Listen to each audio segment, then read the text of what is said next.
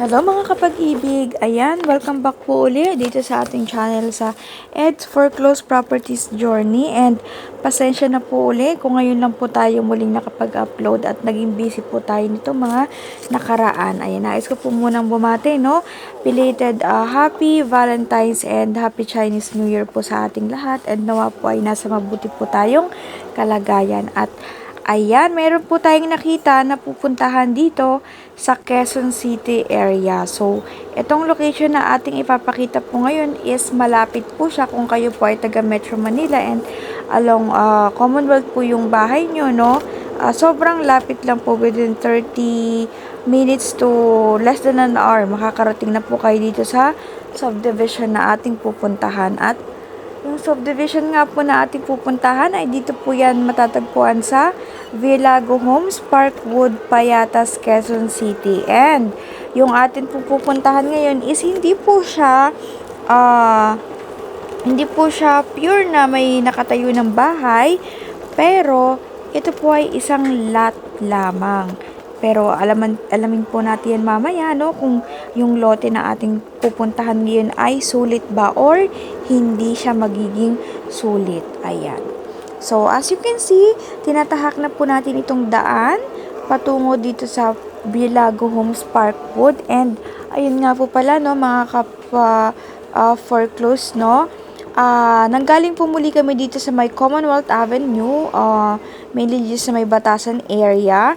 And then, dumaan po tayo papunta dito sa may Litex Road. And then, pag dating nyo po ng Litex, yung tatahakin na po nating daan ay along po ito dito sa Payatas, Quezon City. So, dito po, matatagpuan po natin itong Villago Parkwood subdivision na ito. So, ayan, yung dito pong dadaanan natin, makikita nyo nga po pala na ito rin po yung usual na daanan, no, kapag nagva-vlog po tayo na around Montalban, Rizal. So, yan po. So, ito rin po yung isang daanan, no, papunta dyan sa Metro Manila. Iba pang mga subdivision na located along Rizal or San Jose, Rizal. So, usually dito, itong pagpunta ko, hindi siya matraffic kasi weekend holiday siya, pero hindi nga po matraffic. And as you can see, ang medyo lang dito downside sa dinadaanan na ito is halo-halo kasi usually maraming dumadaan dito mga truck din. Dahil ito po yung parang main talaga siya na road na daanan papunta dun sa Montalban. 'Di ba sa Montalban, no, nandiyan yung mga kumbaga site ng sa mga natin. Maraming mga truck talaga ang mga dumadaan. Ayan. So, papasok na po tayo dito sa subdivision, sa Villago Homes. And, ito nga po palang subdivision na ito is property location at Lot 2, Block 12, Villago Homes, Parkwood, Payatas, Quezon City. And, ayan po is lot only lang. And, kung mapapansin nyo po, dito sa mga usual na video natin, no, karaniwan, 'di ba, laging may foreclosed properties, mayroon na siyang bahay na talagang nakatayo na. So ito this time lote lang, and kaya naman po namin 'to pinuntahan, no. Kaya ako nagkaroon ng interest kasi malapit siya sa lahat. Malapit sa paglabas mo, no. Kumbaga area na ito na yung papunta palabas sa Quezon City, pa Manila. So, kung Fairview, so parang siya, very convenient kung ikaw ay laking Metro Manila, 'di ba? And kung naghahanap ka. And ito, maganda to usually, no. Ang napansin ko rin kasi ang square meter ng lot is 180. So, 'di ba? Kung makikita mo dito sa video, no, kung merong mga investment na gusto ka na kunin, pwede siya sa mga investment. And kung yung usually na parang, like for example, nag-a-abroad yung family, di ba? May member of the family na nag-a-abroad, maganda siya talagang investment, etong lote na to. Kasi dito sa gantong malalapit na lugar, hindi na talaga nagmumura ang mga lupa dito, 'di ba? Lalong nagmamahal kasi hindi naman nagde-depreciate ang ating lupa.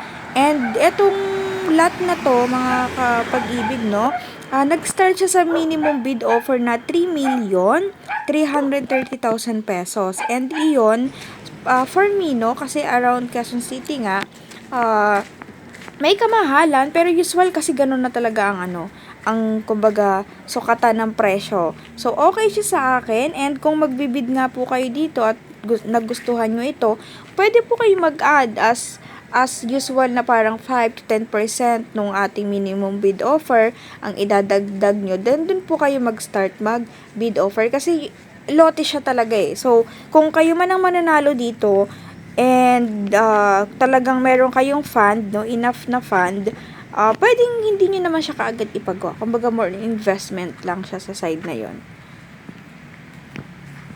Ayan. And kung makikita nyo rin po, no, dito sa video natin may mga buhangin, 'di ba? Tas may mga truck. Kasi ang usual na katabi nitong lote na bakanting lote na ito is hardware.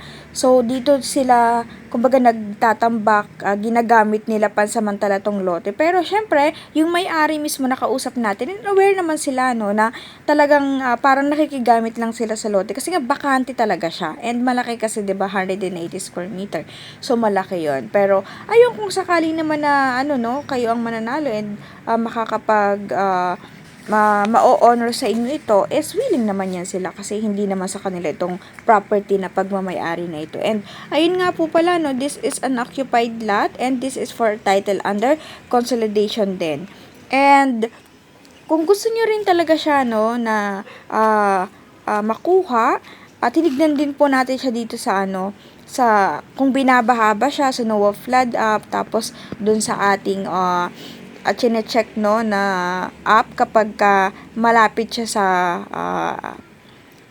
fault line. And ayun, no, medyo malapit siya sa fault line, pero hindi naman siya talaga yung area na nandoon, yung pinaka, kumbaga, dadaanan kung sakali man na magkaroon ng earthquake. So, safe siya for me sa akin, and nagandahan din po talaga ako dahil nga sobrang convenient ng lugar. Kasi paglabas mo, tatahakin mo lang yung way, papunta ka na nito ng Commonwealth, 'di ba? So Commonwealth, iyan na yung pinaka main road, no, sa lahat. Fairview, Manila, or kung saan ka man, kung dito ka man talaga laking Manila. So good siya for investment side, yung property lot unit na ito. And Villago Homes kasi, no, medyo yung mga bahay talaga din na nadaanan natin and nakita natin, maaayos. So, okay din yung within the vicinity of the area, yung mga nakatira.